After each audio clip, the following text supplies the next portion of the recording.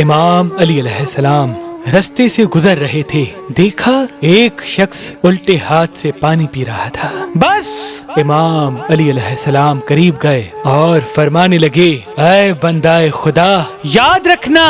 پانی اللہ کی رحمت اور اللہ کی طرف سے شفا ہے، لیکن جو انسان اپنے سیدھے ہاتھ سلامت ہونے کے باوجود بھی الٹے ہاتھ سے کھانا کھاتا ہے یا پانی پیتا ہے تو وہ انسان جسمانی بیماریوں اور روحانی امراض میں مبتلا ہو کر ذہنی دباؤ کا شکار بن جاتا ہے، کیونکہ الٹے ہاتھ سے کھانا یا پینا شیطانی صفت ہے۔ تو وہ کہنے لگا، یا علی وہ کیسے؟ امام علی علیہ السلام نے فرمایا، میں نے اللہ کے رسول سے سنا کہ انسان کے سیدھے کندھے پہ نیکیوں کو لکھنے والا فرشتہ اور الٹے کندھے پہ گناہ کو لکھنے والا فرشتہ ہوتا ہے۔ جب انسان الٹے ہاتھ سے کوئی چیز کھاتا ہے تو انسان کے کیے گئے بد اعمال کا اثر اس غذا یا اس پانی پہ ہوتا ہے، اور جب انسان سیدھے ہاتھ سے کوئی چیز کھاتا ہے یا پانی پیتا ہے تو انسان کی نیکیوں کا اثر اس کھانے والی غذا یا پانی پہ رہتا ہے،